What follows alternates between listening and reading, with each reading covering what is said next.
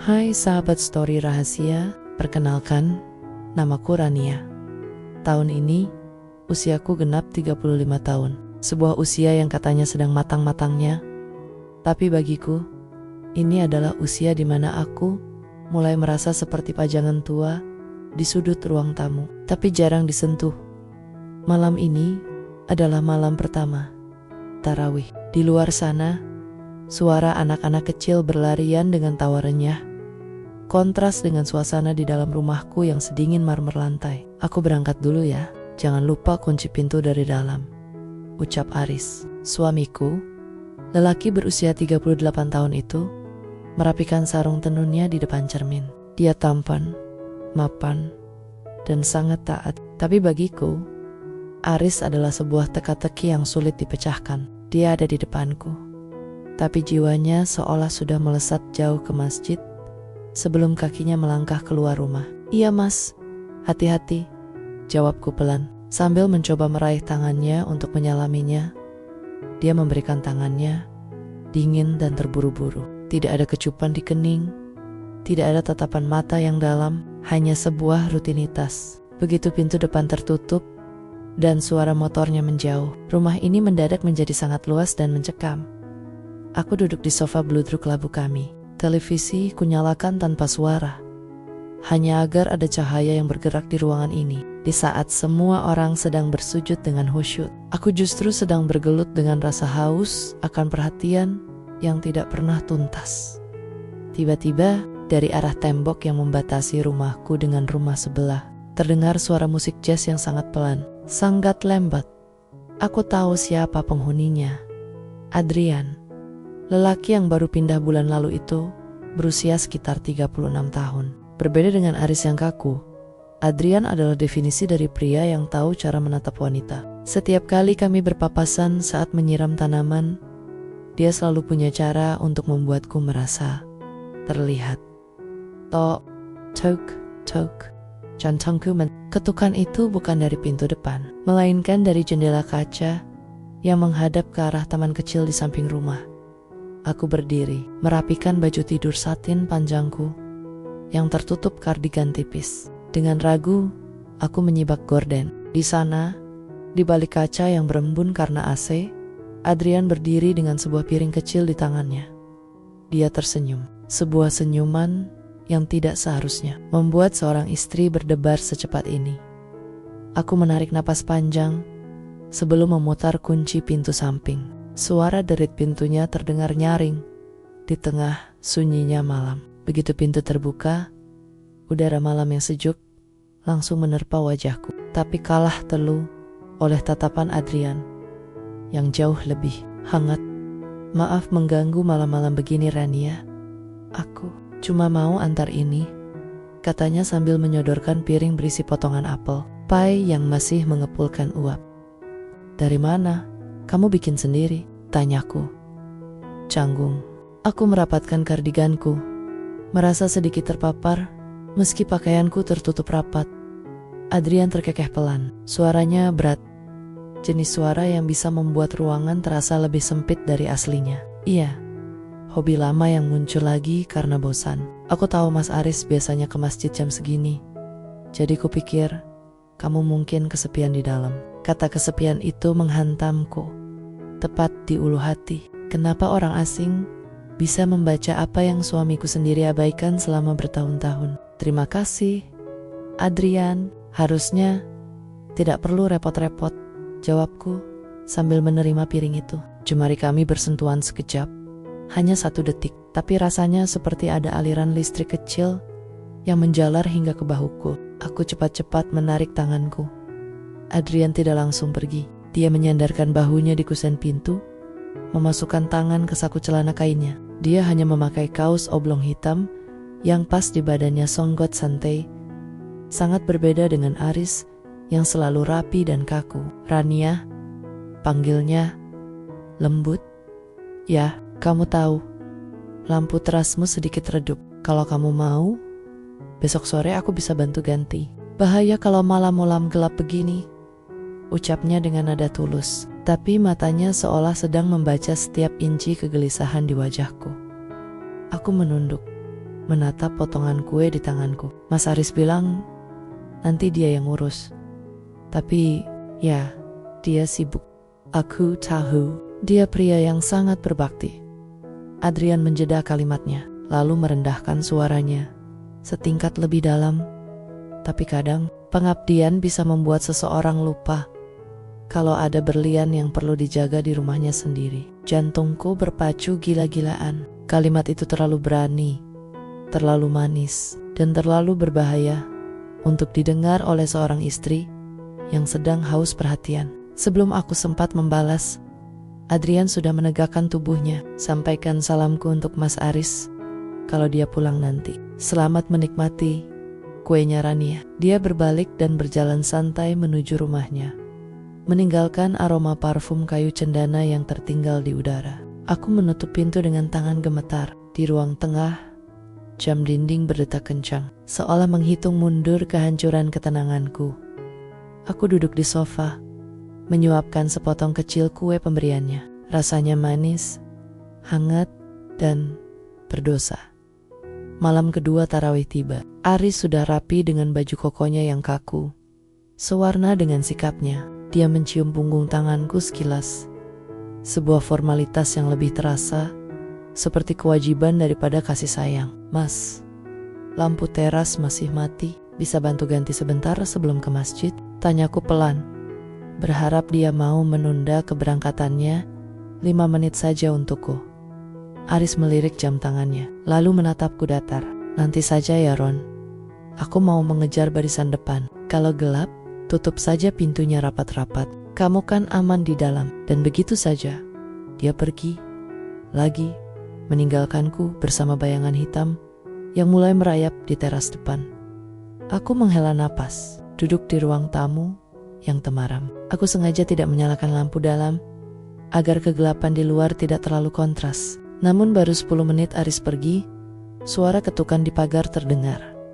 Rania, kamu di dalam? Itu suara Adrian. Aku bangkit dan menghampiri jendela. Dia berdiri di sana, membawa tangga lipat kecil dan sebuah bohlam baru. Aku lihat terasmu masih gelap. Kebetulan aku punya stok lampu yang lebih terang dari biasanya, katanya sambil tersenyum tipis.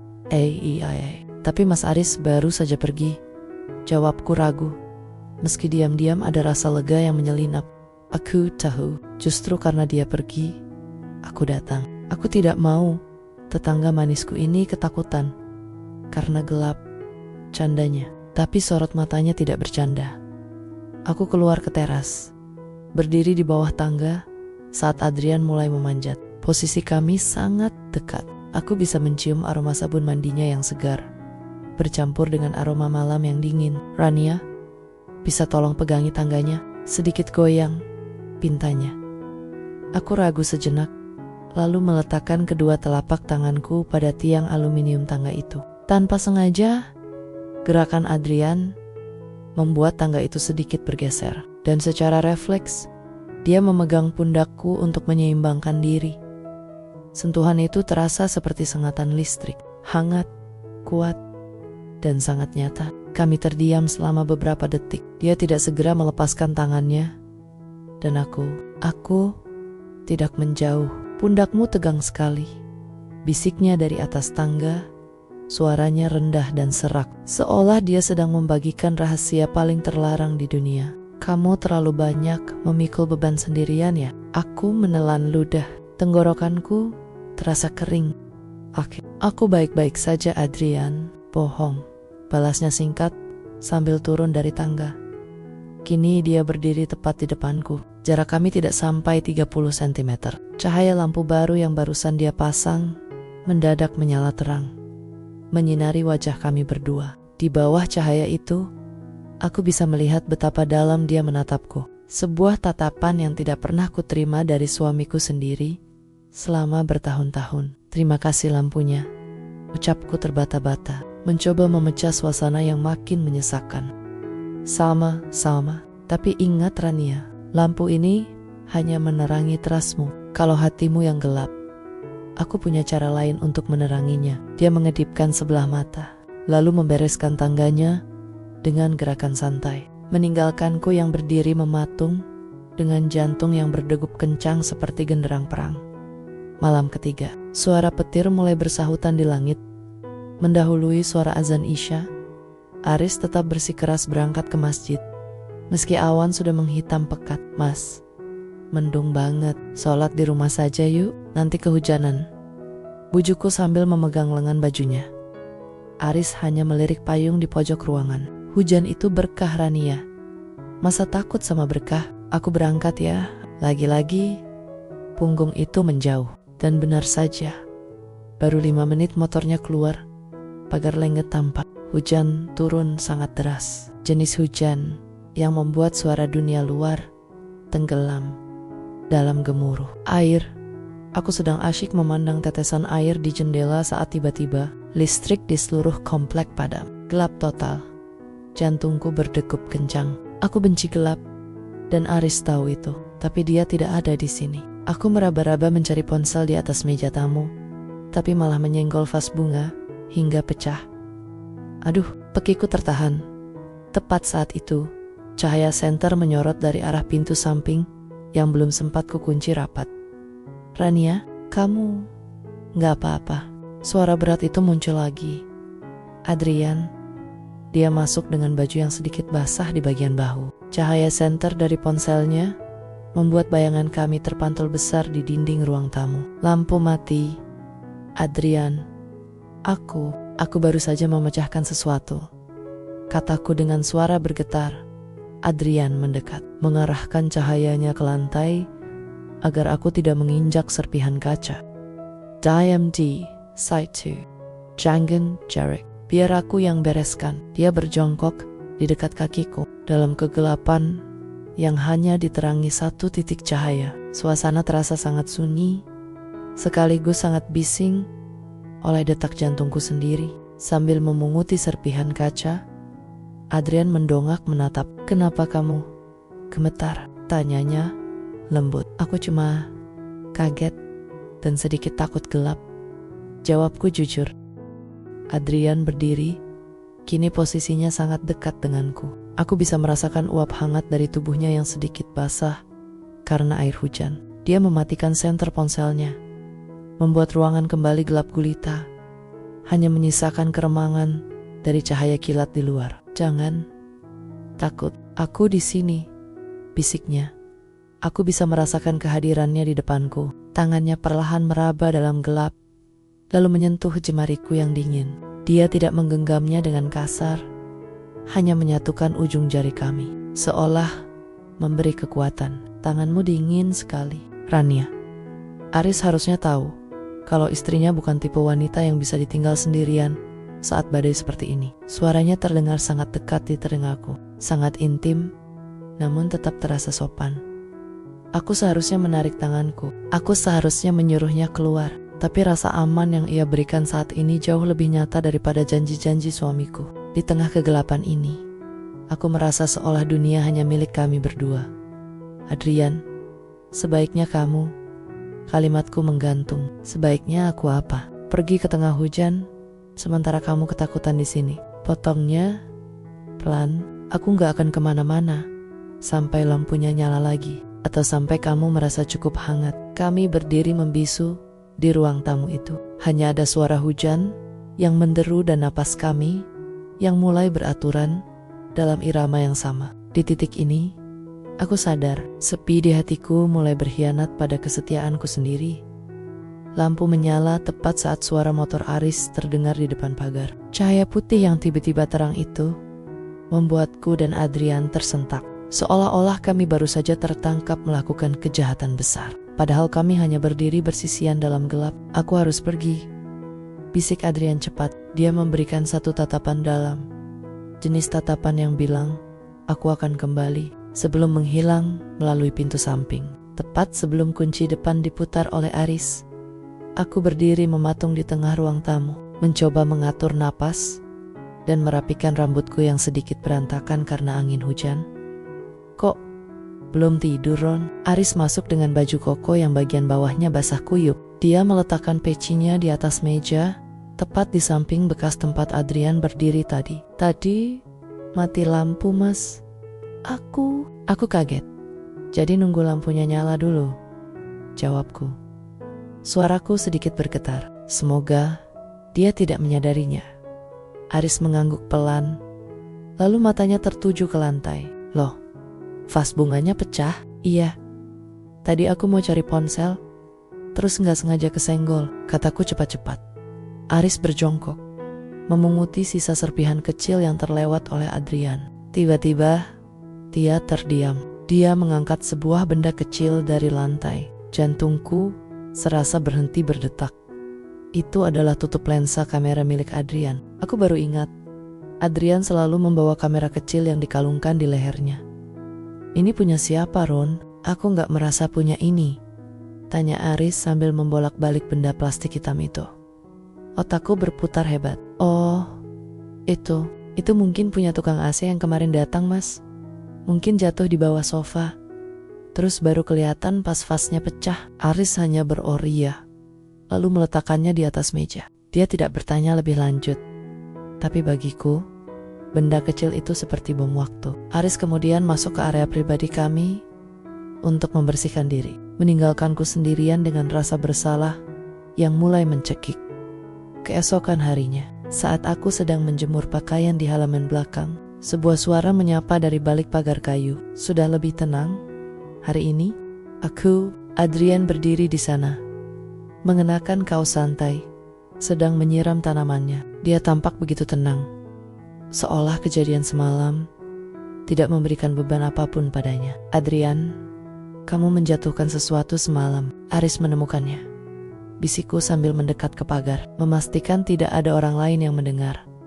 Adrian bukannya takut, dia malah tersenyum tipis. Dia berjalan mendekat, hingga wajahnya hanya berjarak beberapa senti dari pagar pembatas. Maaf soal itu, tapi setidaknya ada sesuatu dariku yang tertinggal di rumahmu, kan? Godanya dengan suara rendah. Sama seperti kamu, Rania. Ada sesuatu darimu yang tertinggal di pikiranku sejak semalam. Aku terdiam. Kalimatnya sungguh berani. Aku seharusnya marah, tapi yang kurasakan justru sebaliknya. Ada bagian dari diriku yang merasa hidup kembali karena kata-katanya. Jangan bercanda, Adrian. Ini bahaya, kataku, meski kakiku tidak melangkah pergi. Bahaya itu kalau kamu terus-menerus membohongi perasaanmu sendiri, Rania. Sampai kapan kamu mau jadi pajangan di rumah itu? Kalimat itu menusuk tepat ke inti kesepianku. Aku membuang muka, pura-pura sibuk dengan jemuran, padahal tanganku gemetar hebat. Sore itu, udara terasa gerah meski hujan baru saja reda. Aku sedang menyiapkan takjil di dapur saat Aris pulang lebih awal dari kantor. Biasanya, dia langsung masuk ke area pribadi untuk mandi. Tapi kali ini, dia duduk di kursi meja makan, memperhatikanku memotong buah. Ron, panggilnya singkat. Iya, Mas. Jantungku berdesir. Apakah dia curiga tentang tutup lensa itu? Aku perhatikan, belakangan ini kamu sering melamun. Masakanmu juga agak Ada apa? Aris menatapku lurus. Tidak ada kemarahan di matanya, hanya kebingungan yang datar. Aku mencoba tersenyum, meski rasanya kaku. Mungkin cuma capek, Mas. Efek puasa saja. Atau mungkin karena tetangga baru itu. Pisau di tanganku terhenti. Aku berusaha tetap tenang, tidak ingin menunjukkan kegugupan yang berlebihan. Maksud Mas, Adrian? Iya sih, Adrian. Tadi pas aku parkir motor, dia lagi di depan pagar. Dia tanya kabarmu, katanya kamu kelihatan pucat pas jemur baju tadi pagi. Kok dia bisa tahu detail begitu? Aris menyesap teh hangatnya. Matanya masih tak lepas dariku. Aku menelan ludah. Adrian benar-benar bermain api. Ya, kan pagar kita rendah, Mas. Dia cuma lewat saja mungkin. Aris diam sejenak, lalu menghela napas panjang. Ya sudah, aku cuma merasa dia terlalu ramah untuk ukuran orang baru. Hati-hati saja, jangan terlalu sering ngobrol di luar. Kalau aku nggak enak dilihat orang. Iya, Mas, jawabku patuh. Meski di dalam hati, aku merasa sesak. Aris peduli pada apa kata orang. Tapi dia tidak pernah bertanya, apakah aku bahagia di rumah ini sendirian setiap malam. Malamnya, seperti biasa, Aris berangkat tarawih. Namun sebelum dia pergi, dia melakukan sesuatu yang jarang dia lakukan. Dia mengunci pintu samping dari luar dan membawa kuncinya, biar lebih aman, Ron. Akhir ini banyak berita pencurian. Katanya sebelum berlalu, aku berdiri di balik pintu yang terkunci itu, merasa seperti tawanan di rumahku sendiri. Aku duduk di ruang tengah, mencoba membaca buku, tapi pikiranku terbang ke tembok sebelah. Tok, tok, tok, bukan dari pintu, tapi dari dinding ruang tamu yang berbatasan langsung dengan rumah Adrian. Aku mendekatkan telingaku ke tembok itu. Rania, kamu di situ. Suara Adrian terdengar sayup, tapi jelas. Dia seolah tahu aku sedang bersandar di tembok itu. Adrian, Mas Aris mengunci semua pintu. Bisikku pada dinding dingin itu. Aku tahu, aku melihatnya tadi. Suara Adrian terdengar sedih, sekaligus menantang. Dia pikir kunci bisa menjaga hatimu, Rania. Dia salah besar. Dia bisa mengunci pintunya, tapi dia gak bisa mengunci perasaanmu yang mulai tumbuh buatku kan. Aku memejamkan mata. Air mata hampir jatuh. Hentikan, Adrian. Ini salah. Yang salah itu adalah membiarkan wanita sepertimu layu dalam kesepian, Rania. Aku ada di sini, tepat di balik tembok ini. Kalau kamu butuh seseorang untuk mendengar ceritamu, aku gak akan kemana-mana. Aku tetap bersandar di tembok itu, merasakan dinginnya semen yang seolah menjadi satu-satunya penghubungku dengan kehangatan Adrian. Di satu sisi ada suamiku yang sedang bersujud di masjid. Di sisi lain, ada pria yang membuatku merasa berharga hanya dengan sebuah bisikan di balik dinding. Malam itu, sepi di rumahku mulai terasa seperti pengkhianatan yang nyata. Memasuki 10 malam terakhir Ramadan, suasana di rumah berubah. Aris menjadi lebih sibuk dengan ibadahnya. Bagiku, itu berarti malam-malamku akan menjadi jauh lebih panjang dan lebih sunyi. Ron, mulai malam ini sampai malam takbiran, aku mau iktikaf di masjid. Aku mungkin baru pulang setelah subuh, kata Aris sambil memasukkan beberapa helai pakaian dan sajadah ke dalam tas kecil. Aku tertegun di ambang pintu ruang istirahat kami. Setiap malam, Mas? Iya, ini waktu terbaik untuk mengejar pahala. Ron, kamu di rumah baik-baik ya? Jangan lupa semua pintu dikunci dari dalam. Kalau ada apa-apa, telepon aku. Walaupun mungkin gak langsung kuangkat. Dia mengusap kepalaku sekilas. Gerakan yang terasa lebih seperti pamit kepada adik kecil daripada kepada seorang istri. Begitu motornya menderu menjauh, keheningan rumah ini terasa mencekik. Aku merasa seperti tenggelam di dasar laut yang gelap. Aku baru saja hendak merebahkan diri di sofa saat mendengar suara petikan gitar dari arah balkon lantai 2 rumah sebelah. Sangat pelan, tapi melodinya terasa seperti sedang memanggil namaku. Aku berjalan ke balkon kamarku. Benar saja, Adrian ada di sana. Dia duduk di kursi rotan, menatap langit malam yang bertabur bintang. Begitu dia melihatku, dia meletakkan gitarnya dan berdiri. Dia pergi lagi. Tanya, Adrian. Suaranya terbawa angin malam yang tenang.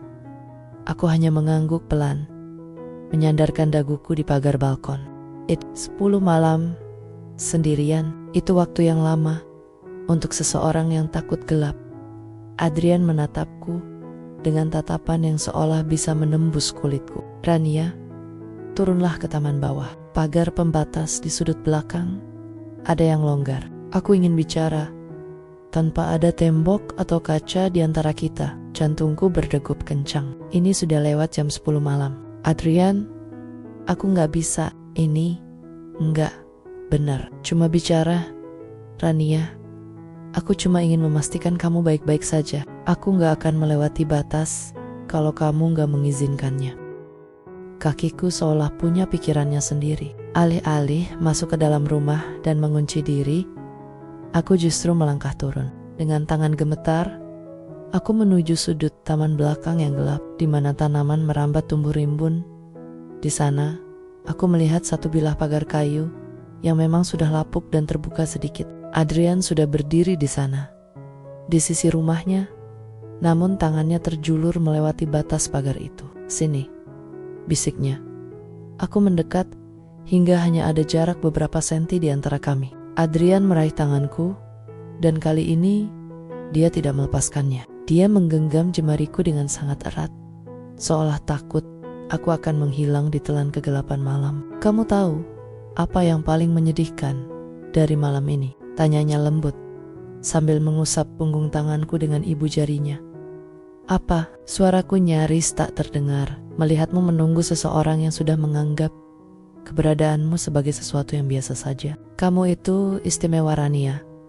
Kamu berhak ditunggu, bukan diminta menunggu." Aku merasakan sesak yang luar biasa di dadaku. Air mata yang sejak tadi kutahan akhirnya luruh juga. Adrian tidak berkata apa-apa lagi. Dia menarik tanganku lebih dekat hingga dahi kami bersentuhan di sela-sela pagar kayu itu di malam yang katanya penuh berkah ini. Aku justru merasa sedang terjatuh ke dalam jurang yang paling indah.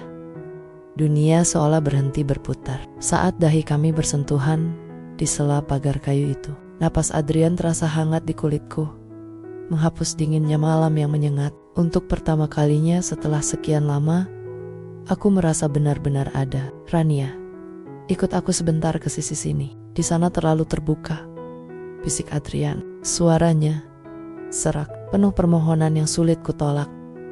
Aku baru saja hendak menggeser tubuhku lebih dekat ke celah pagar, ketika tiba-tiba ponsel di saku kardiganku bergetar hebat. Aku tersentak, menarik tanganku dari genggaman Adrian, seolah baru saja menyentuh bara api. Aku melihat layarnya. Mas Aris memanggil. "Halo Mas," suaraku gemetar hebat. "On, kunci gerbang depan kok susah dibuka. Aku pulang sebentar.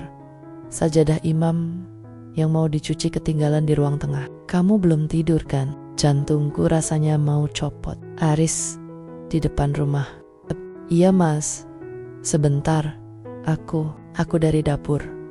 Baru mau buka pintu," kataku terbata-bata sambil memberi isyarat panik kepada Adrian agar dia segera menjauh. Adrian menatapku dengan sorot mata yang sulit diartikan. Ada kekecewaan sekaligus kekhawatiran di sana. Tanpa suara, dia mundur ke kegelapan taman rumahnya, menghilang di balik rimbunnya pohon Kamboja.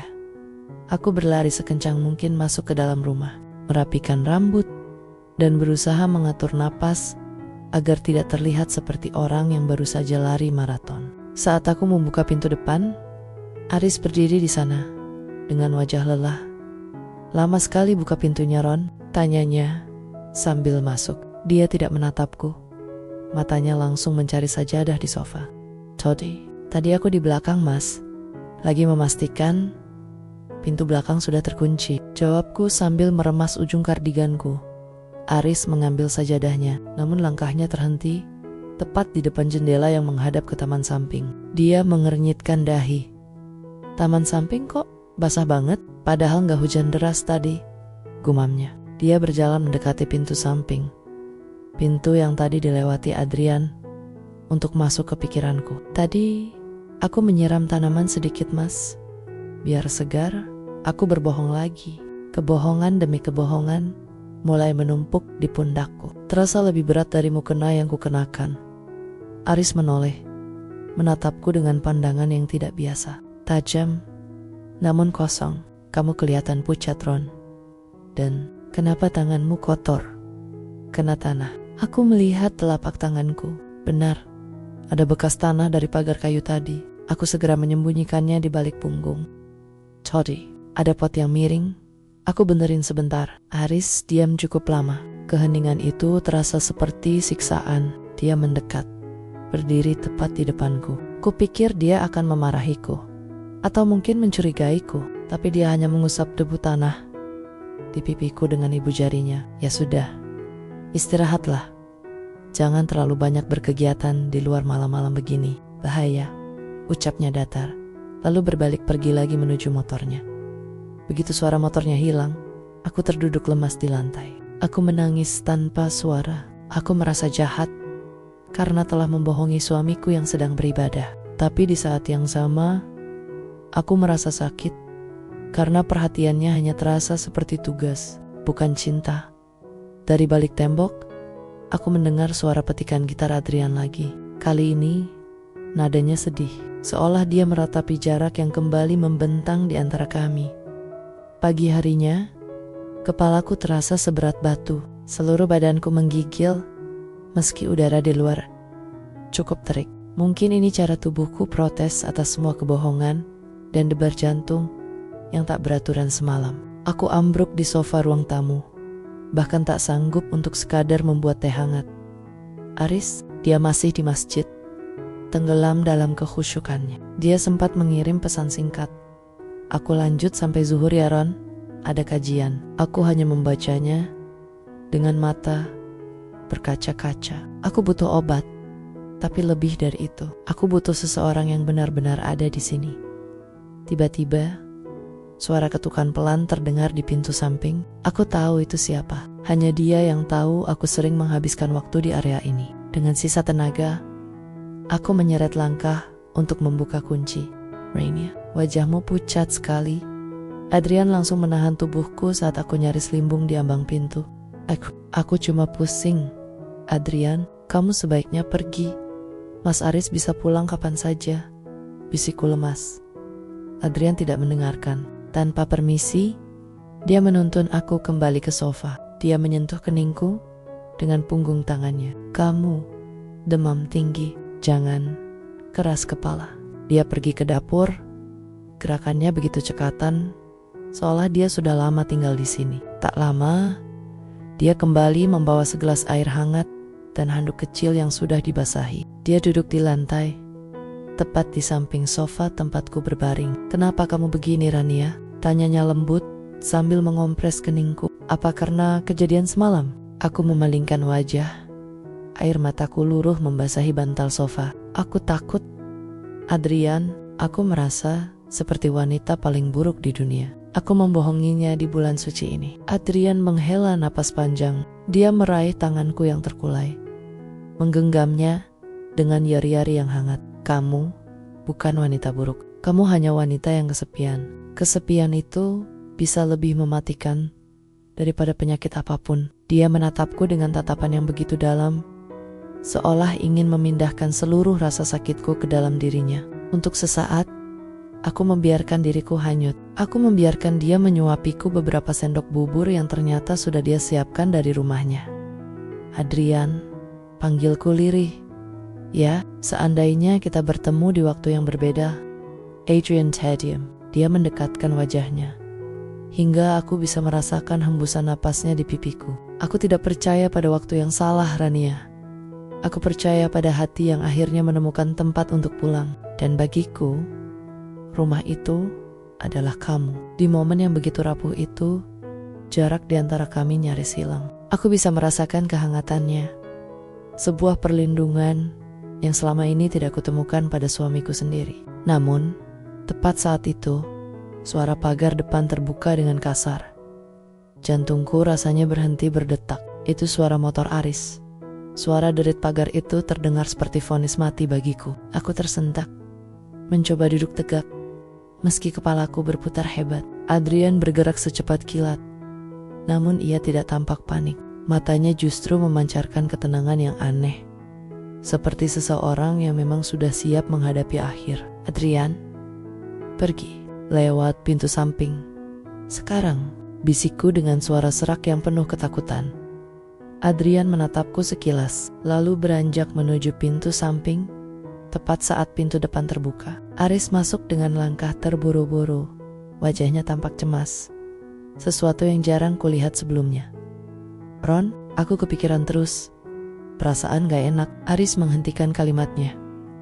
Langkah kakinya tertahan di batas antara ruang tamu dan dapur. Matanya yang tajam langsung menangkap pemandangan yang tak seharusnya ada. Sebuah mangkuk bubur yang masih mengepul, dan handuk kompres di atas meja yang bukan milik rumah kami.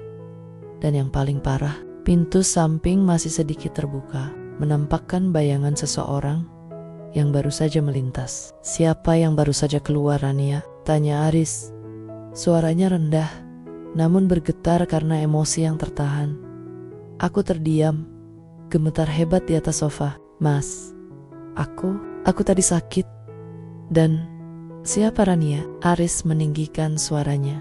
Dia berjalan menuju pintu samping, membukanya lebar-lebar. Di sana, di taman belakang, yang hanya dibatasi pagar kayu rendah, Adrian berdiri diam. Dia tidak lari. Dia justru berbalik dan menatap Aris dengan berani. "Saya, Mas Aris," ucap Adrian tenang. Aris mengepalkan tangannya. Rahangnya mengeras. "Apa yang kamu lakukan di rumah saya saat saya tidak ada?" Adrian melangkah mendekat ke pagar. "Istri Anda pingsan karena demam. Saya menolongnya karena Anda lebih memilih diam di masjid daripada melihat betapa hancurnya dia di rumah ini. Itu bukan urusanmu." "Saya," bentak Aris. "Istri?" Adrian terkekeh sinis. Sebuah tawa yang menyakitkan. "Anda memperlakukannya seperti pajangan, bukan istri. Anda ada, tapi dia merasa sendirian. Anda memberinya atap, tapi saya memberinya telinga untuk mendengar. Anda memberinya keamanan, tapi saya memberinya perasaan bahwa dia berharga." Arizi tercium. Dia menoleh ke arahku, menatapku dengan pandangan yang belum pernah kulihat sebelumnya. Perpaduan antara amarah, luka, dan kesadaran yang terlambat. Aku hanya bisa menangis sesenggukan, menutup wajahku dengan kedua tangan. "Maaf, Mas. Maaf." "Masuk ke rumahmu, Adrian, sebelum aku melakukan sesuatu yang akan kita sesali semua," ucap Aris dengan suara yang sangat dingin, hampir seperti bisikan. Adrian menatapku sekali lagi, tatapan penuh perlindungan yang menyakitkan. Sebelum akhirnya berbalik dan masuk ke rumahnya, Aris menutup pintu samping dengan dentuman keras. Dia tidak mendekatiku. Dia hanya berdiri membelakangiku, menatap dinding kosong. Ruang tamu itu mendadak terasa sangat sempit dan panas, seolah oksigen telah habis disedot oleh kebenaran yang baru saja meledak. "Sejak kapan, Rania?" tanya Aris pelan. "Sejak kapan kamu merasa rumah ini bukan lagi tempatmu pulang?" Malam itu, di sisa bulan Ramadan yang suci, rumah kami hancur bukan karena kehadiran orang ketiga, tapi karena sepi yang selama ini kami biarkan tumbuh subur di antara kami. Malam itu, tidak ada suara motor yang berangkat ke masjid. Aris tidak pergi iktikaf. Dia duduk di ujung sofa, sementara aku meringkuk di kursi seberangnya. Jarak 2 meter di antara kami terasa seperti jurang yang tak berujung. Keheningan ini lebih menyiksa daripada amarah. "Kenapa nggak bilang, Ron?" Aris akhirnya memecah kesunyian. Suaranya tidak lagi meninggi, justru terdengar rapuh, seolah seluruh kekuatannya telah luruh. "Bilang apa, Mas?" tanyaku dengan suara serak, karena terlalu banyak menangis. "Bahwa kamu kesepian, bahwa aku membuatmu merasa seperti pajangan." Aris menandok, menatap telapak tangannya sendiri. Aku pikir, dengan menjadi suami yang lurus, yang rajin ibadah, yang mapan, aku sudah memberikan segalanya. Aku lupa kalau kamu juga butuh teman bicara, bukan cuma teman satu atap. Aku menghapus sisa air mata di pipiku. "Aku mencoba, Mas. Berkali-kali aku memegang tanganmu, mengajakmu bicara, tapi fokusmu selalu pada hal lain. Kamu ada di sini, tapi aku merasa sedang bicara dengan dinding." Aris terdiam lama. Di luar, suara tadarus dari masjid terdengar sayup-sayup, mengingatkan kami bahwa ini masih bulan suci, bulan untuk saling memaafkan. "Lalu, bagaimana dengan dia?" tanya Aris lagi. Ada nada getir saat dia menyebut dia. "Adrian memberiku apa yang tidak aku dapatkan di sini, Mas. Perhatian kecil, telinga yang mendengar, dan tatapan yang membuatku merasa hidup," jawabku jujur. "Tapi aku bersumpah, hatiku masih milik rumah ini, meski sudah retak di mana-mana." Tiba-tiba, ponselku bergetar. Sebuah pesan dari Adrian masuk. "Aku di luar. Kalau kamu butuh aku untuk pergi dari sana, aku siap." Aku menatap layar ponsel itu, lalu menatap Aris. Aris rupanya melihat sekilas notifikasi itu. Dia tidak marah. Dia justru berdiri, mengambil tas kecilnya yang berisi sajadah, lalu meletakkannya kembali ke lemari. "Aku tidak akan memintamu memilih malam ini, Ron, karena aku sadar akulah yang lebih dulu meninggalkanmu dalam sepi," ucap Aris pelan. "Malam ini biarkan aku di sini." Bukan sebagai suami yang kaku, tapi sebagai pria yang ingin belajar kembali bagaimana caranya mencintaimu. Dia berjalan mendekat, lalu duduk di lantai di bawah kakiku, sebuah posisi yang sangat rendah bagi pria sepertinya. Dia meraih tanganku, menggenggamnya dengan cara yang berbeda. Kali ini, tangannya terasa hangat dan nyata. Di saat yang sama, aku melihat ke arah jendela. Di sana, di balik pagar, aku melihat bayangan Adrian yang masih berdiri menunggu. Hatiku hancur menjadi dua. Satu sisi ingin berlari ke kehangatan baru yang ditawarkan Adrian. Namun sisi lain melihat usaha suamiku yang akhirnya pulang ke rumah yang selama ini diabaikan. Malam itu, di sisa-sisa Ramadan, aku berada di persimpangan paling sulit dalam hidupku. Gema takbir mulai terdengar bersahutan dari kejauhan. Ramadan akan segera berakhir, berganti dengan fajar Idul Fitri yang penuh kemenangan. Namun kemenangan yang sesungguhnya adalah ketika aku akhirnya berani mengambil keputusan paling jujur dalam hidupku. Pagi itu, aku berdiri di taman belakang. Pagar kayu yang longgar itu masih ada di sana. Adrian berdiri di sisi seberang, menatapku dengan harapan yang begitu besar di matanya. Keretamu berangkat jam 10, Rania. Aku sudah siapkan segalanya, bisik Adrian. Kita bisa mulai dari awal di kota lain, di mana tidak ada sepi yang menghantuimu. Aku menatap wajah pria yang telah memberiku warna di saat duniaku sedang abu-abu itu. Adrian adalah pelangi setelah badai. Tapi aku sadar, pelangi tidak bisa dijadikan rumah untuk selamanya. Terima kasih Adrian, kataku pelan, sambil memberikan senyum paling tulus. Terima kasih sudah melihatku saat aku merasa tak terlihat. Terima kasih sudah memberiku kehangatan saat aku kedinginan. Jadi, kamu ikut denganku? Tanyanya antusias. Aku menggeleng pelan. Aku tidak bisa pergi bersamamu untuk lari dari masalahku. Kalau aku pergi sekarang, aku hanya membawa luka yang belum sembuh ke tempat baru. Aku harus menyembuhkan diriku sendiri dulu di sini. Adrian terdiam, matanya meredup. Tapi dia mengangguk pelan, seolah sudah menduga jawaban ini. Kamu memilih dia, aku memilih untuk memberi kesempatan pada rumahku yang sedang direnovasi. Aris sudah mulai berubah, dan aku pun harus belajar untuk jujur. Maafkan aku, Adrian. Adrian menghela napas panjang, lalu tersenyum tipis. Dia menyentuh pagar kayu itu untuk terakhir kalinya. Jaga dirimu, Rania. Jika suatu saat rumah itu benar-benar runtuh, kamu tahu di mana bisa menemukanku. Dia berbalik, berjalan menjauh dan membawa serta aroma parfum kayu cendananya yang akan selalu aku ingat sebagai bagian dari perjalanan hidupku. Aku masuk ke dalam rumah. Di ruang tamu, Aris sudah mengenakan baju koko putih bersih. Tidak ada lagi kekakuan di wajahnya. Dia sedang menata meja makan, menyiapkan hidangan lebaran untuk kami berdua, sesuatu yang biasanya hanya aku kerjakan sendirian. Begitu melihatku masuk, Aris menghentikan kegiatannya. Dia menghampiriku, meraih kedua tanganku, dan menatapku dengan binar mata yang selama ini hilang. Dia sudah pergi? Tanya Aris lembut. Sudah mas, dia sudah pergi. Aris menarikku ke dalam pelukannya. Bukan pelukan singkat seperti biasanya, tapi pelukan yang erat dan penuh pelindungan. Terima kasih sudah memilih untuk tinggal, Ron.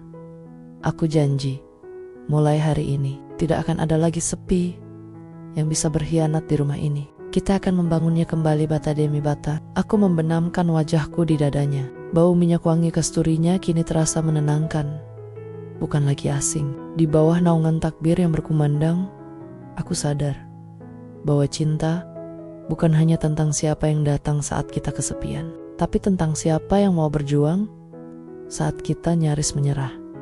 Sepi itu tidak lagi berkhianat, karena kini aku tidak lagi sendirian. Tamat.